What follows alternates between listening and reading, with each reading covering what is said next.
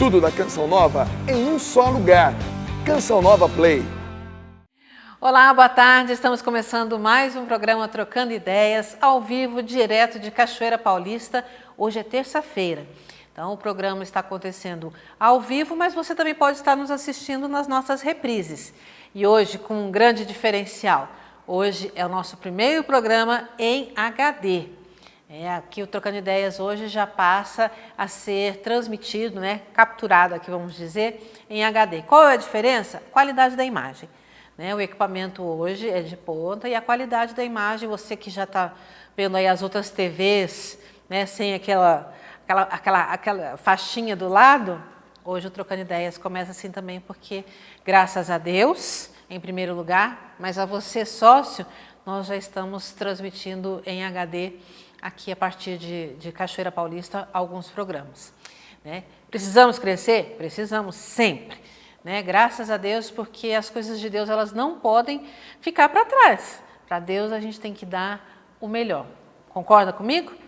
Então, por isso que nós hoje já começamos o nosso programa nesse sentido de estender as mãos para vocês. Estamos na última semana do mês de agosto, o mês das vocações, mas nós temos que lembrar que a nossa vocação, aqui como leigos, porque hoje somos 3 leigos aqui, é de evangelizar. Nós doamos a nossa vida nesse sentido, de evangelizar, e é pela causa do evangelho. Quanto mais almas, mais felizes nós ficamos. Então não é uma questão puramente financeira.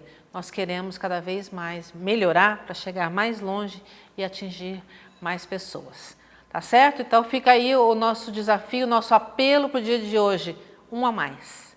Vamos, um a mais telespectador, um a mais doador, um a mais intercessor, o que você puder hoje, e durante essa semana, fazer por nós aqui, enquanto Carisma Canção Nova, não é nós pessoalmente, mas enquanto a comunidade Canção Nova. E quero lembrar que você, além de proporcionar tudo isso, de nos ajudar financeiramente, você faz a produção desse programa também.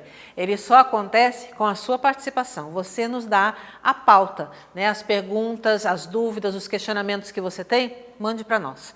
Através do Facebook, Trocando Ideias, Facebook/Trocando Ideias, o e-mail trocandoideias@cançãonova.com. Você também pode ligar para nós no 12 31 86 2600 e também nos mandar uma carta, Caixa Postal 57, CEP 12.630.000, Cachoeira Paulista, São Paulo. Venha participar conosco, que nós estamos aqui de braços abertos para acolher a sua pergunta, o seu questionamento, a sua participação conosco. E hoje aqui comigo, professor Felipe Aquino, de volta, bem-vindo. Amém, também, graças a Deus, Aí, reforçando o seu pedido aí para que a gente feche essa campanha desse mês, o projeto da AM Almas, para podermos continuar esse projeto de evangelização tão grande da Canção Nova. É isso aí. E aqui do meu lado direito, ela, Luzia Santiago. Bem-vinda, Lu. Muito obrigada, e é com carinho que nós vamos trocar ideias, assim com atenção, com todo o acolhimento, porque é trocando ideias que a verdade vem, que a luz, uma luz ilumina muitas das nossas dúvidas, das nossas dificuldades, e nada melhor do que fazer isso em família.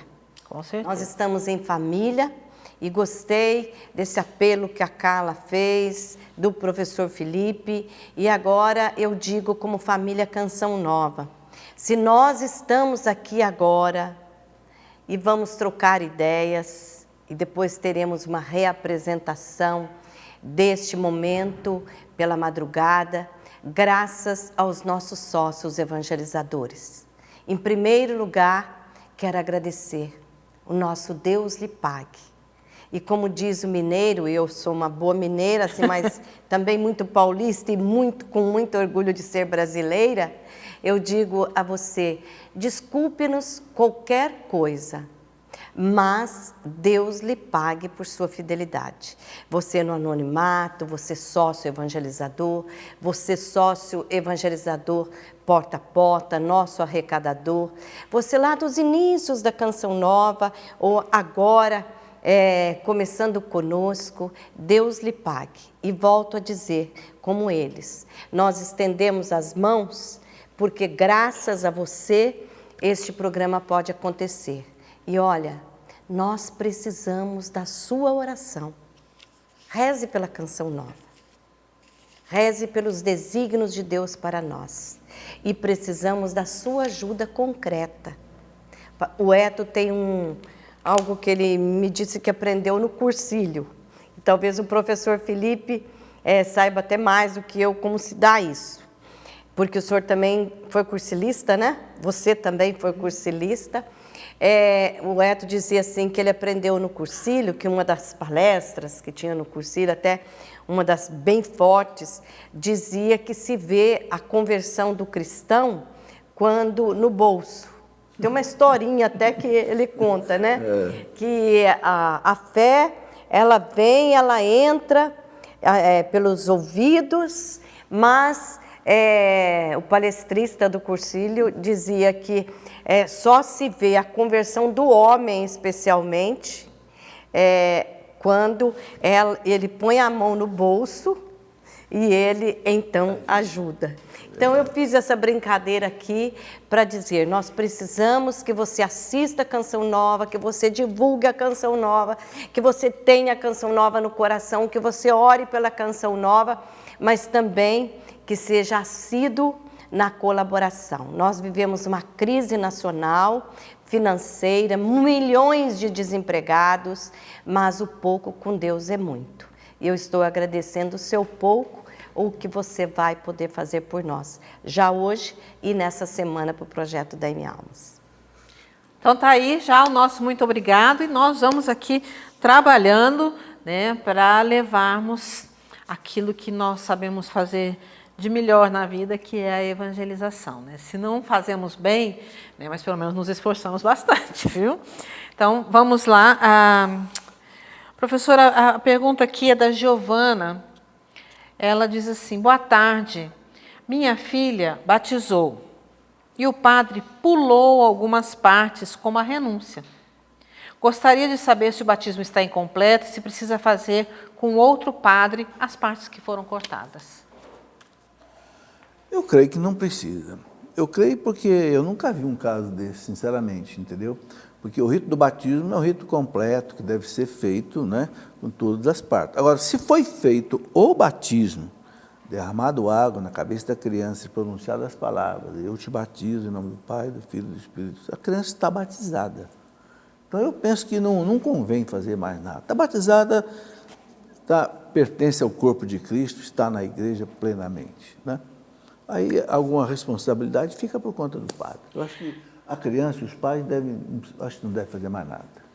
Talvez o que possa existir é aquela questão do quando é batizado, o batismo sob condição, quando está na UTI, aí ele é mais curto mesmo, não é um rito? E depois tem o rito complementar. Às vezes, quando não dá tempo, uma criança que está para morrer, está na iminência, basta fazer o derramamento de água 3 vezes, não precisa ser muito, pouquinho, porque o que batiza não é a quantidade de água, é a água. Pode ser até gotinhas, né? Desde que pingue na cabeça da criança. E pronto, ela está batizada. Agora, o rito, né? Porque faz parte de todo o rito do sacramento. Mas alguma coisa que não seja feita no rito não invalida, é como na confissão também. Tem padre que, quando te dá a absolvição, ele reza toda aquela fórmula clássica da igreja, pelo ministério da igreja. Não, eu te absolvo, em nome do Pai, do Filho e do Espírito, está absolvido. Tem padre que pede ato de contrição, tem padre que não pede? Tem padre que dá penitência, tem padre que não dá penitência. O que é o essencial do sacramento é que não pode deixar de fazer. O padre dar a absolvição do caso do batismo, a água. Então, eu penso que está batizada, fica tranquilo. Né, Felipe? Está batizada a criança. Batizado, né? Exatamente. Que bom, obrigada, professor. Luzia, a pergunta é a seguinte, né? Um amigo me perguntou se eu acreditava em destino. E eu falei que sim, pois ninguém vem à nossa vida à toa. Um católico acredita em destino ou não? Eu vou dizer que não. Nós acreditamos em desígnio de Deus. Quando Eu gosto muito daquela expressão de São João, né? Que diz assim, que antes do fundamento do mundo, né? O Senhor, Ele já tinha como desígnio eu vir à luz, eu vir a esse mundo. Porque Deus me amou ainda antes do princípio do mundo. Ele nos amou aí antes do princípio do mundo. Então Deus, Ele nos criou para um desígnio, isto é, para que nós cumpramos aqui nesta terra a nossa missão, a nossa vocação de filhos de Deus. Então todos somos chamados a ser filhos. Agora, destino, desculpe, é assim muito parecido com sorte, né? Não existe essa questão, essa coisa de destino, porque eu nasci, tenho destino de ser infeliz. Não, de maneira nenhuma. Então nós não acreditamos nesse Deus amor que vai nos dando a liberdade para nós ir construindo a nossa vida, sempre fazendo as boas escolhas. Agora, se eu faço más escolhas na minha vida, aí é claro que eu terei os frutos das más escolhas. Sim. Mas isso não significa destino. Nós temos uma liberdade e nós vamos passando pelas nossas escolhas. Ou algum fato aconteceu na nossa vida que nós não promovemos, mas eles vieram. Mas... E que às vezes é consequência dos atos de outros também. Mas também, Carla, tudo concorre para o bem dos que amam a Deus. Um exemplo, me veio agora a memória. Eu com 23 anos... Fiquei viúva, o meu primeiro esposo sofreu um acidente, né? Teve um acidente de avião e morreu, fulminado. Virou cinzas. Mas foi meu destino? Não. Aconteceu uma falha mecânica, uma falha do próprio piloto, como acontece quando acontece enfim, a gente não sabe do que, na verdade, foi o que se deu, né?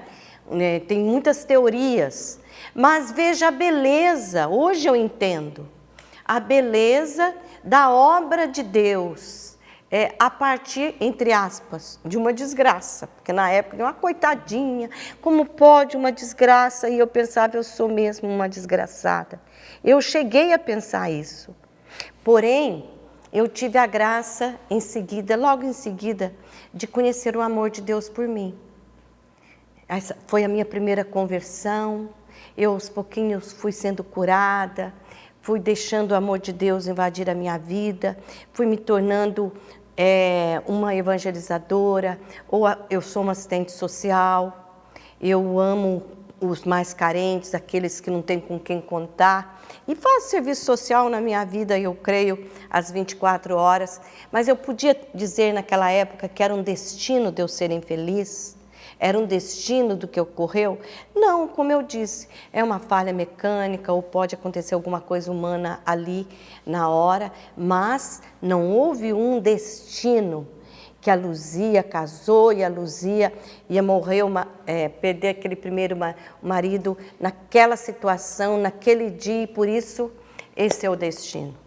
Não sei se eu quis trazer também uma ilustração para nós entendermos que onde está o desígnio do amor de Deus por nós, não existe destino para pessoa alguma. Sem dúvida. A coisa mais importante que Deus nos deu foi a liberdade. É mais importante até do que a inteligência, do que a memória e do que a vontade. É a liberdade. Isso é o que mais nos faz a imagem e semelhança de Deus. Se Deus tirasse de nós a liberdade, seria o caso do destino, a gente virava um robô, um marionete, um teleguiado. Então, nós não seríamos imagem e semelhança de Deus, né?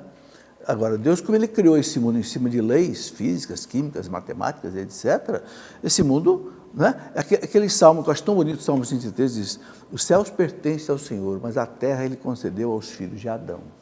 Ou seja, nós é que fazemos... Crescei, multiplicar e dominar a terra, diz o Senhor em Gênesis. É errado que a gente faz aqui, a gente cria o sofrimento. Então, ninguém pode estar ficando culpando, não, Deus amarrou, é destino. Que destino? Deus quer que todos se salvem, São Paulo fala, e cheguem ao conhecimento da verdade. Agora, Deus não pode tirar a liberdade. Essa discussão foi longa na história da igreja, sabe? Entre a graça e a natureza, a graça e a liberdade. Será que a graça tira a liberdade? Não tira. Judas viveu com Jesus 3 anos, viu as maravilhas de Jesus, então traiu Jesus. Usou a liberdade dele. E no salmista até diz assim, Senhor, meu destino está nas suas mãos. Mas não é um destino no significado de tirar sorte para ver meu destino. Mas é o desígnio de Deus, isto é, aquilo que desde sempre Ele planejou para mim. Isso. Para que essa minha filiação, a partir de Jesus Cristo, aconteça. E nós possamos fazer as nossas boas escolhas que nos levam à santidade e à graça divina.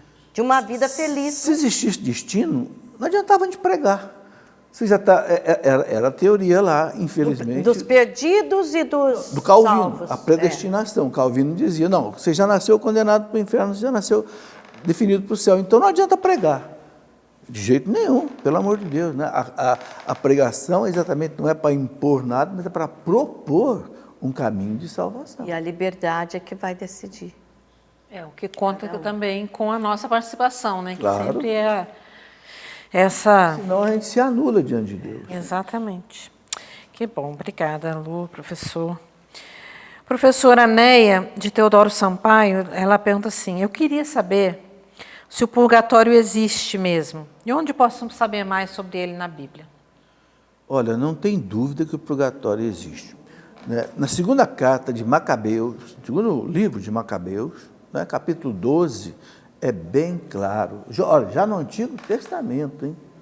Houve aquela batalha lá, né, de Judas Macabeus contra os sírios, né, do rei Antíoco Epífanes IV, que estava profanando o templo de Jerusalém, colocou aquele deus pagão Zeus, entronizou, que Daniel chama de abominação da desolação. Então, Judas Macabeus e seu pai Matias criaram aquela resistência. Né? E num combate que houve, né, entre os judeus e os profanadores, morreu muitos judeus. E o Judas percebeu que alguns morreram porque traziam uma espécie de um amuleto. Um pecado. O que o Judas fez? Judas fez uma coleta, mandou dinheiro para Jerusalém, para que fosse feito um culto em Jerusalém para o perdão dos pecados daqueles que já tinham morrido. Veja, então a igreja acredita nessa possibilidade, né, de perdão até depois da morte. É claro que tem casos diferentes. Então a igreja não tem dúvida. Agora, o nosso catecismo, parágrafo 1030, fala bem claro, exatamente isso. Quem morre na amizade de Deus, mas não está perfeitamente santificado, passa por uma etapa de purificação na sua alma. Não fala nem lugar, porque a alma não ocupa espaço, a alma é espiritual. É uma purificação, uma catarse. Né? E aí o catecismo cita vários concílios da igreja que confirmaram o purgatório. Concílio de Trento, o concílio lá do século XV, ou seja, a igreja não tem, inclusive tem citação, depois do parágrafo 1030, de São Gregório Magno, né, confirmando. Então a igreja não tem dúvida que existe. Por isso é que em todas as missas tem um momento da oração eucarística que se reza pelos mortos. Tem o dia de finados para rezar com indulgências especiais, 7 dias de indulgência, Semana dos Mortos, né, que é 1º a 8 de novembro, porque os mortos, as almas do purgatório, que se purificam, elas não podem fazer mais nada por elas. Porque com o tempo de morte, extinguiu o tempo de conquistar méritos diante de Deus. Então, quem é que socorre as almas do purgatório? A igreja militante da terra e a igreja triunfante do céu, que socorre a igreja padecente no purgatório. E é uma grande caridade fazer isso. Todos os santos falaram do purgatório. Você pega aí Dom Bosco, você pega aí Santo Inácio de Loyola, você pega Santa Teresa d'Ávila, você pega Santa Teresina, Santa Catarina de Siena, todos os santos, né? Madre Faustina, todos falaram da importância de rezar pelas almas do purgatório. Então, está aí a resposta do professor Neia. Luzia, É um assunto que também anda bem em polêmica. A gente pode fazer um bate-papo aqui, que é o Juliano de Joinville. Por que a Igreja Católica é contra a inseminação artificial, sendo que muitas mulheres querem ser mães e outras abortam? O catecismo nos ensina pelo modo natural, e nesse modo Deus nos dá uma alma. Mas e na inseminação, como fica a alma? Quero aproveitar, antes de nós conversarmos aqui, de mandar um grande abraço para Joinville, para toda a região, comunidade Oásis. Nesse fim de semana, nós estaremos num grande congresso da fraternidade, isto é, das novas comunidades, com a presença de Dom Alberto Taveira, a Kátia, da RCC, o Gilberto Barbosa e todos os fundadores e cofundadores e membros das novas comunidades do nosso Brasil. Eu estarei indo aí em Joinville, se Deus quiser, para esse encontro. Estou assim já com o meu coração batendo. Se você ainda não fez a inscrição, procure o quanto antes, porque senão depois fica em cima da hora. Vamos conversar sobre isso? Vamos. Sobre a inseminação artificial, nós já conversamos várias vezes, mas até é bom amadurecermos esse diálogo, porque eu vejo assim, dizendo para você, qual o nome? Ela não mandou a pergunta. A igreja... Não, desculpa, é Juliano. Juliano. Então, no caso da nossa igreja católica, ela não decide nada, ela não escreve nada que não esteja baseado na palavra de Deus e na sã doutrina dos apóstolos. Então, é a primeira coisa. Me ajudem, porque eu não estou lembrando assim perfeitamente a pergunta. Mas como fica a alma da criança? Por que a igreja é contra? Inseminação. A igreja é contra porque a igreja é favorável só aos métodos... Aos métodos natural. Né? Homem e mulher. Né? Exato. Aí eles falam a questão do aborto, porque muitos abortam, tantos querendo ter e outros abortando. Mas o X da questão, ele perguntou, se uma criança gerada a partir de uma inseminação artificial, que ele fala que a palavra de Deus, o catecismo fala que quando o homem e a mulher, quando eles fecundam, vem a alma, Deus coloca a alma. E se numa inseminação artificial, se não tem alma? Claro que tem alma. É claro que Deus é pelo método natural. Isso criança não tem nada com isso, né, criança coitada? Não tem nada com isso. Uma vez que uma criança é concebida, ali, naquele momento da concepção, já é infundida nela a alma. Então, mesmo que tenha sido, né, num método que nós não aceitamos, que a nossa igreja não aceita, a criança está ali. Então, a partir dali, é uma criatura de Deus. Não tem dúvida. Não tem dúvida. E, sendo criatura, ela está sendo gerada na providência divina, eu vou dizer assim. Não tem dúvida. Mesmo que o método não seja lícito, não seja moral. Então, por que a igreja não aceita? É interessante colocar um pouco disso. Tem um documento de 1983, da Sagrada Congregação da Fé do Vaticano, chamado Donum Vitae, o dom da vida, que explica isso assim, com muito detalhe. Só que entra a parte filosófica, teológica, antropológica, que o mundo não entende, as razões da igreja. Então a igreja coloca o seguinte: primeira coisa, o ser humano, Deus deu a ele o pai e a mãe. Então a primeira coisa que a Donum Vitae diz que a pessoa humana, ela tem o direito de ser gerada pelos seus pais no ato de amor do casal e não numa proveta, num tubo de ensaio. Isso você pode fazer com planta, pode fazer com animal. Por quê? Porque não tem alma, não fere a dignidade, porque não tem. Mas, então a igreja entende que chama de ato fundante da vida. o amor dos pais que geram o filho. Esse é um ponto principal. Agora, a partir daí, Luzia, tem todos um desvirtuamento por causa disso. Exato. Né? Que a maioria não faz, mas hoje nós temos as clínicas de fertilização que ganham horrores em cima disso. Então a coisa virou comércio. Você vai numa clínica boa, grande, principalmente, eu vi nos Estados Unidos, você chega lá, recebe um book lá, um livro, qual é o sêmen de que homem que você quer que você insemine seu óvulo. Quer dizer, aí virou... Você escolhe, né? Quero cabelo... Comércio, né? Entendeu? E outras coisas mais. Por exemplo, eu escrevi um livro, né? Não vos conformeis com esse mundo, que eu coloco um capítulo que chamei de Os Escândalos da Proveta. Ali houve um caso interessantíssimo na Inglaterra, houve muitos casos assim. O que aconteceu? 2 mulheres iam ser inseminadas, uma loira e uma senhora negra. Só que a enfermeira trocou os embriões. O que aconteceu? A negra teve um filho loiro e a loira teve um filho negro. Foi a maior briga na justiça inglesa. Teve que ir para a Suprema Corte de Justiça inglesa porque não tinha jurisprudência para resolver.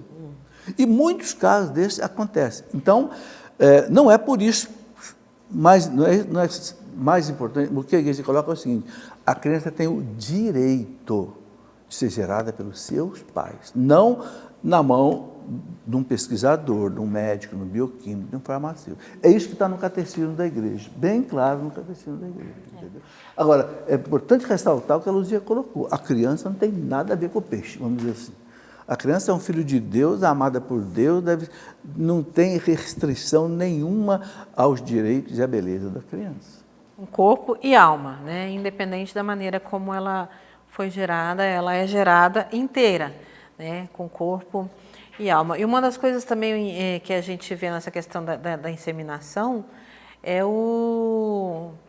a questão financeira, né? Porque ela vai além, não só porque o custo é caro, né, para você, mas também para manutenção. Então, infelizmente, eu sei que a Inglaterra foi um dos primeiros países que descartou milhões de embriões, porque não tinha mais como manter, era muito caro. Né? Aí é outro problema. Muito caro manter ali com a temperatura, com aquilo.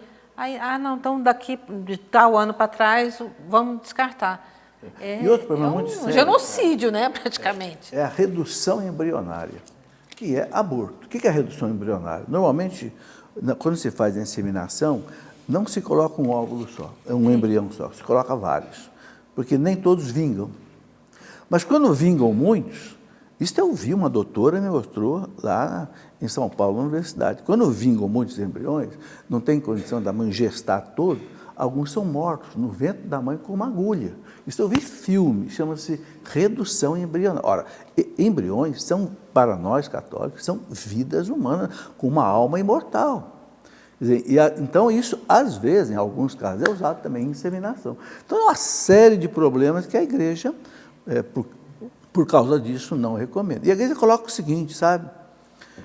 É dureza para um casal que não consegue ter filho, né? A igreja fala, mas olha, todos nós cristãos estamos sujeitos a sofrimentos. Então, o catecismo fala, junte essa dor à dor do Cristo na cruz.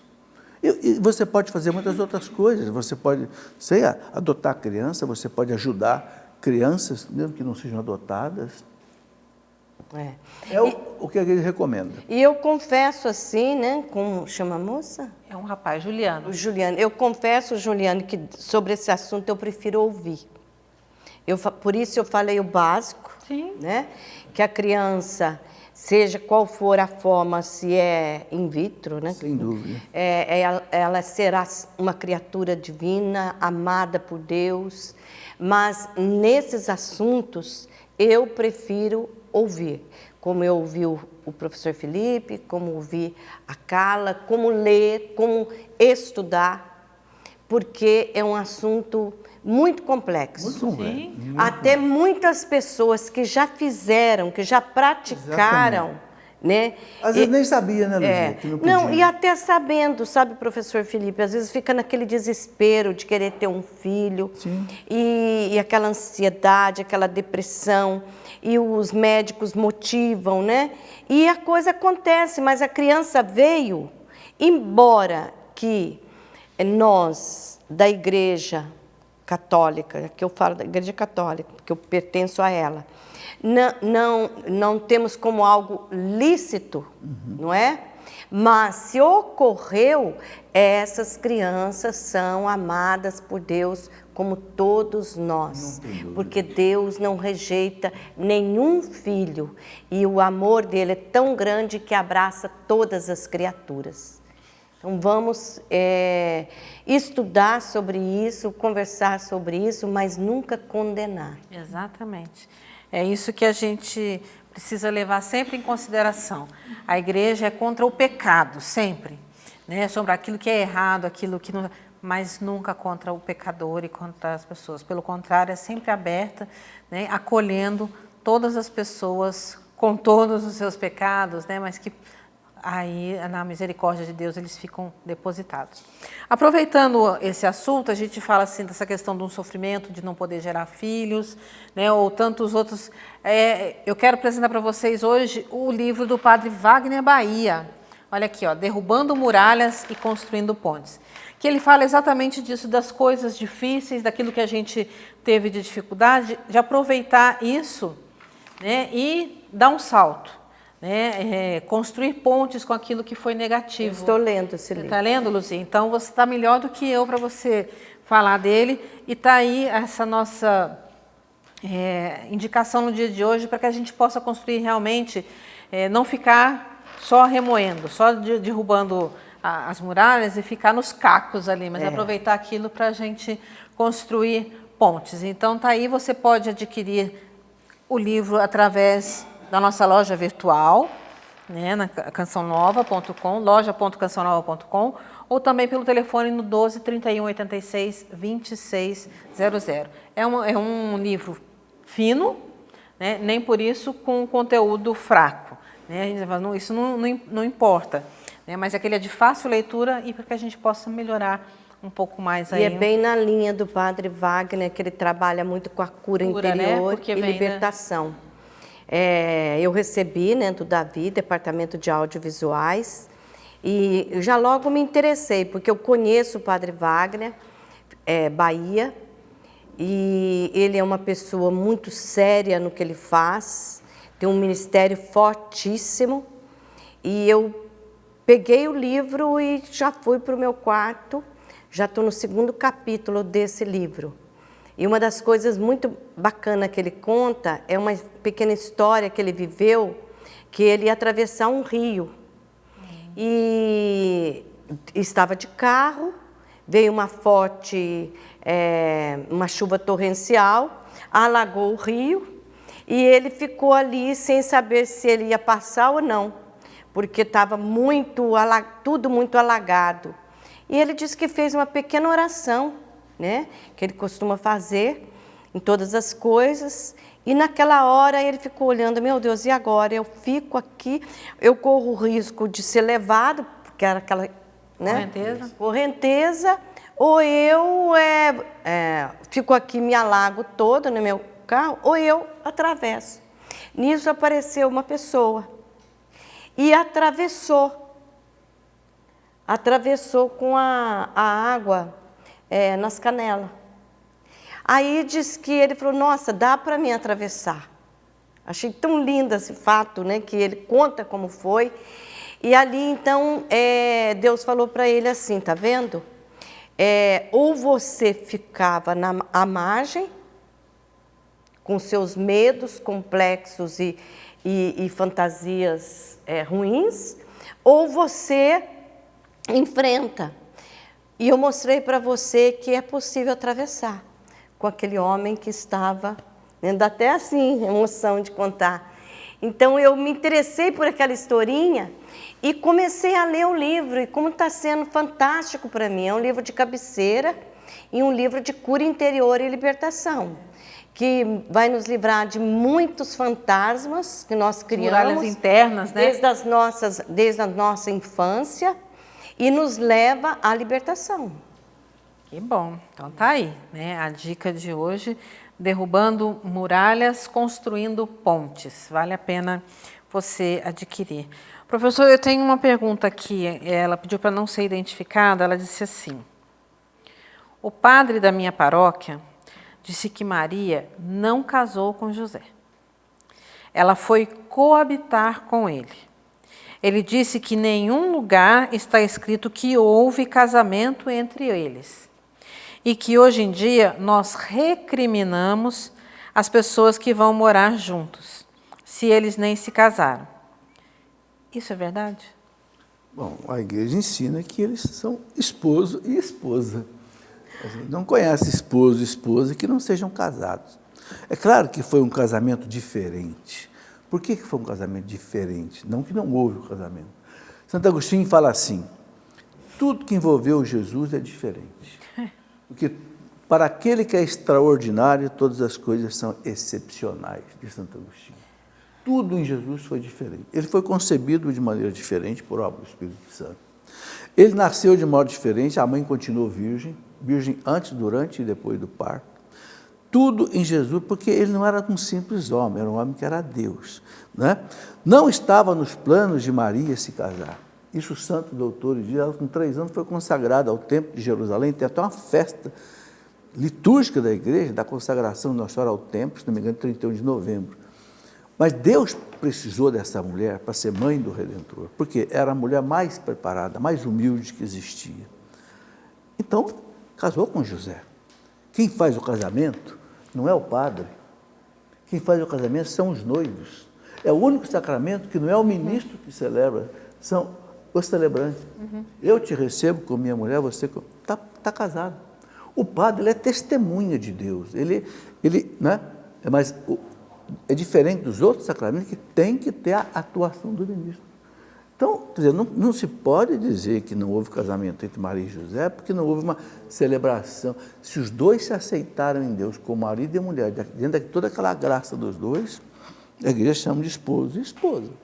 Quer dizer, eu acho muito arriscado a gente dizer alguma coisa diferente disso. Você confessa, viu? Toda a Mariologia que eu já estudei, o Papa João Paulo II tem um livro que eu até publiquei, 51 catequeses sobre a Virgem Maria, que o Papa coloca desde o nascimento da Virgem Maria até a Assunção. Você não encontra nada disso. Fala de esposo e esposa, assim, um casamento com muita Papa João Paulo II. E aqui aí já... Quer dizer, até querer pegar isso para querer justificar uma coabitação apenas, que a igreja também não concorda. Não, a igreja, o casal cristão tem que receber o sacramento do matrimônio. Essa é a lei de Deus. Porque é interessante quando o senhor fala isso, que realmente a gente aprende isso, né, desde a catequese, mas principalmente depois no curso de noivos, que quem celebra o matrimônio são os cônjuges mesmo, mas com, né, ali tem a testemunha também, né, do sacerdote ou do ministro ordenado. Mas isso não quer dizer que a gente possa fazer de brincadeira também, né? Ou eu namorando, eu vou lá, vamos casar hoje, a gente faz os votos, né? Toda aquela fórmula e pronto, estou casado. Não. Deixa eu colocar uma coisa aqui. Se não houver o rito litúrgico do sacramento na igreja, não vale o casamento. Não é dois chegarem de qualquer jeito. Senão o povo começa a brincar, né? Não, porque é sacramento. Sacramento tem que ser debaixo de Deus. Agora, o que faz acontecer o sacramento é com o consentimento dos noivos. É bem claro. Mas tem que ser diante da igreja, senão não vale.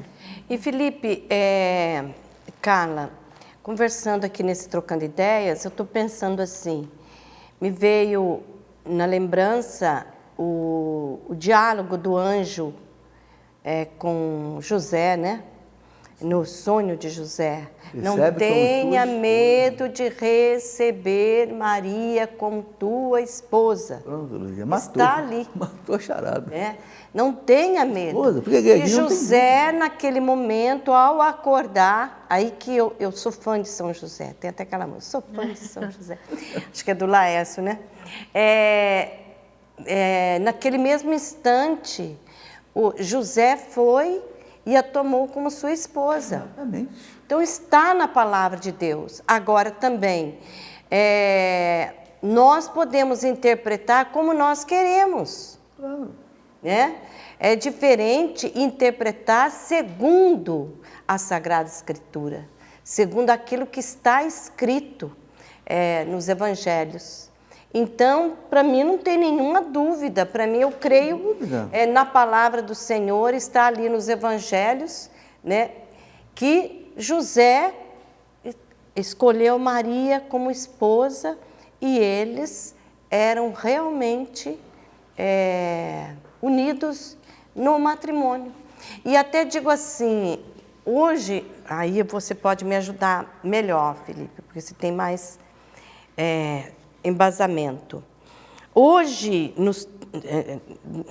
de séculos, né, como nós trabalhamos no que diz respeito ao matrimônio, é diferente do que era na época de Jesus.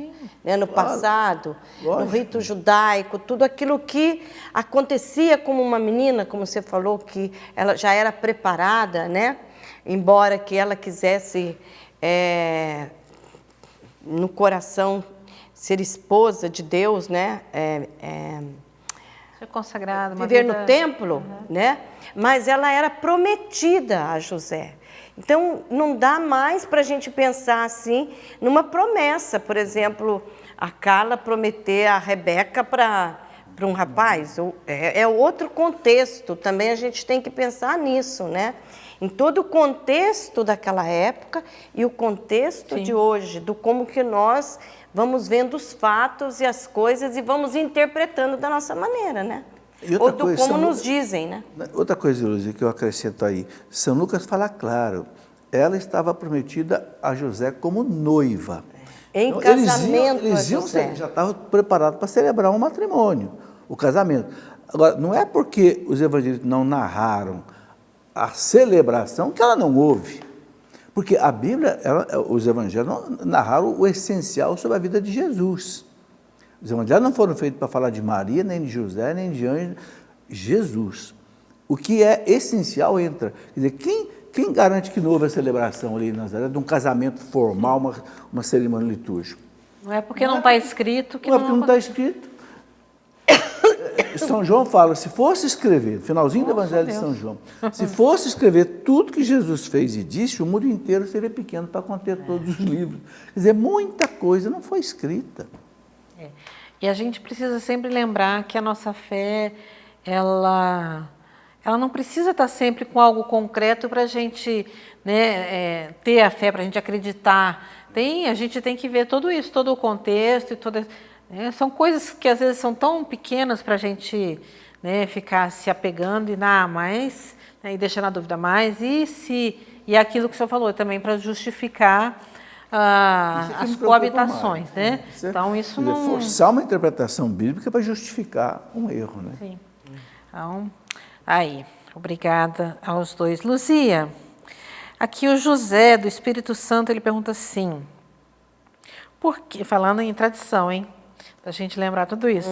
Por que Jacó tinha várias mulheres? Não era pecado? Então, é a mesma coisa que nós estamos falando da dureza aqui. dos vossos corações, né? Era um outro contexto, né? Uma lei outra mosaica, época, né? Lei mosaica daquela época, né? Sim. Porque mesmo para os judeus hoje, eles têm uma só esposa. Mas para aquela época, naquela cultura, era mais cultura, não sei se eu estou certa em dizer, mas de tribos, né, de grupos. Era comum, né? Mas na medida que o povo de Deus, né, a gente vai vendo isso no Velho Testamento, né, até o Novo, na medida que o povo de Deus foi sendo trabalhado por Deus, né, porque o Senhor, ele foi presença, né, desde lá Abraão, né, como único Deus, e durante toda essa história do povo de Deus foi construindo aquilo que Deus tinha como projeto, como plano humano para a humanidade, que é exatamente aquele primeiro plano de Adão e Eva lá atrás, né? cujo o plano, o projeto de Deus era o paraíso, e é para nós o paraíso.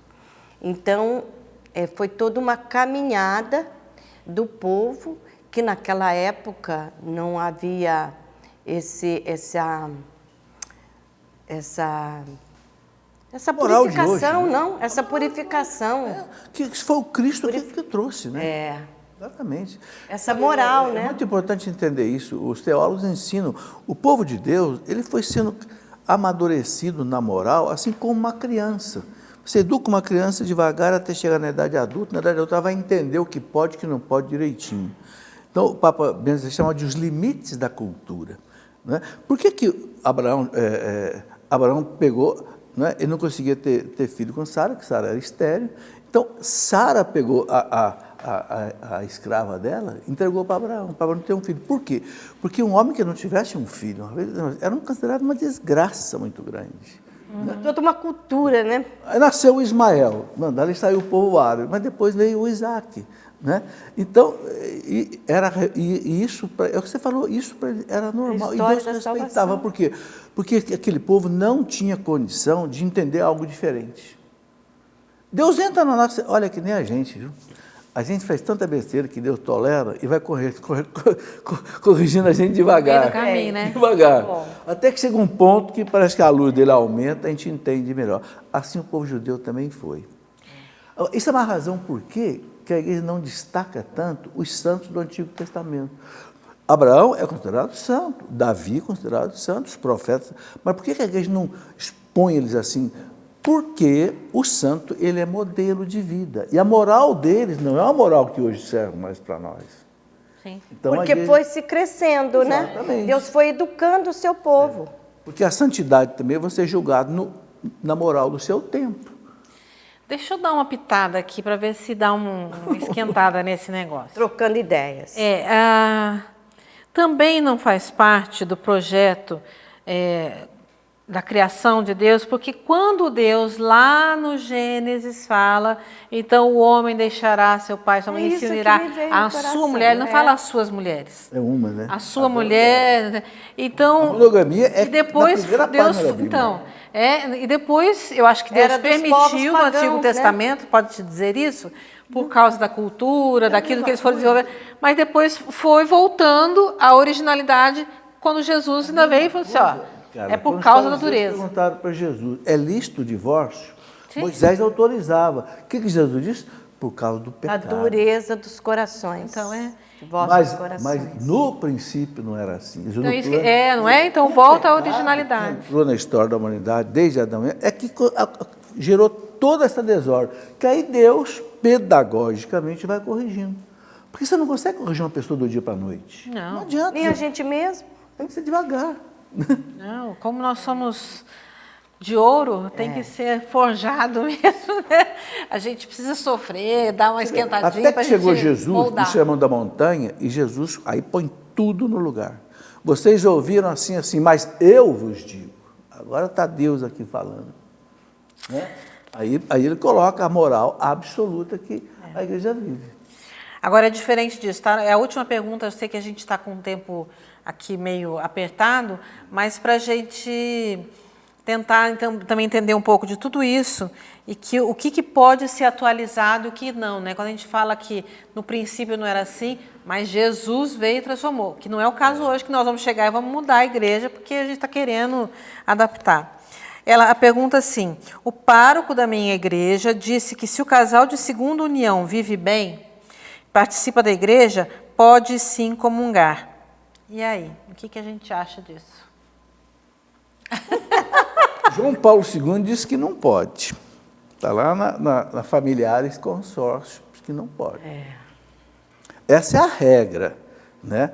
O Papa Francisco, no documento dele, há casos muito especiais, um casal que já tem aí mais de 20 anos numa situação dessa, já tem filho, não pode separar.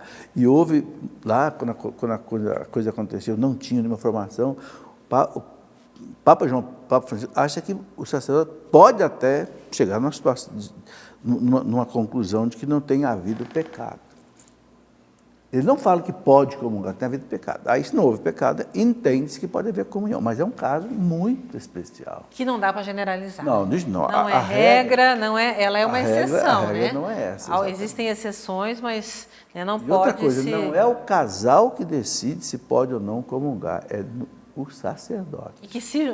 não, eu vivo tão bem, estou ali, então eu posso...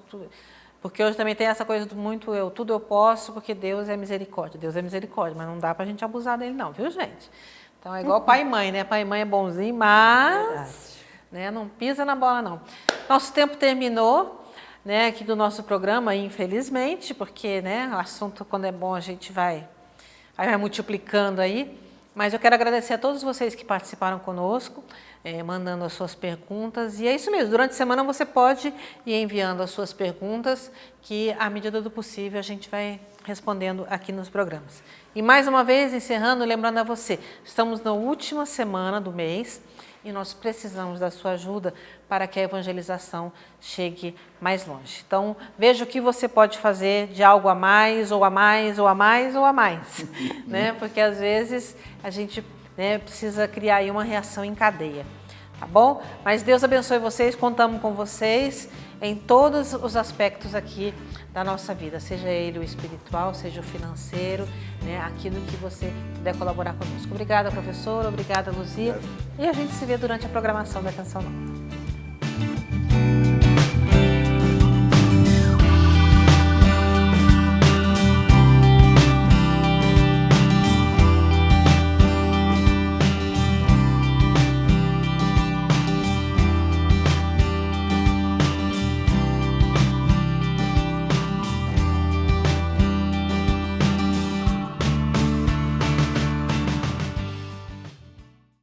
Tudo da Canção Nova em um só lugar. Canção Nova Play.